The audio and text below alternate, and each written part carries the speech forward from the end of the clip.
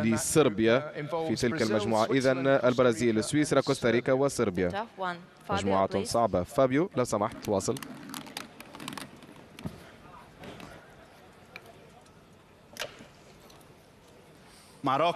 المغرب.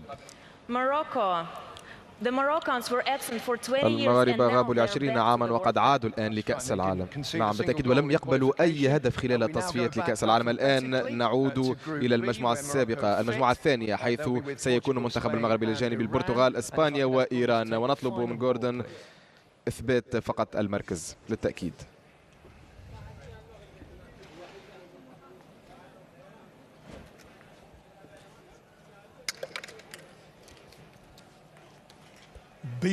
المركز الثالث من المجموعة الثانية. المركز الثالث من المجموعة الثانية لمنتخب المغرب. أول مباراة لهم ستكون أمام. شكرا دييغو.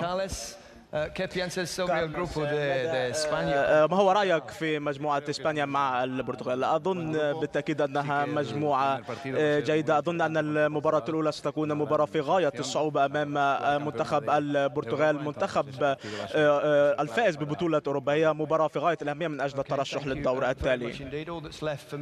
شكرا جزيلا. ما تبقى لي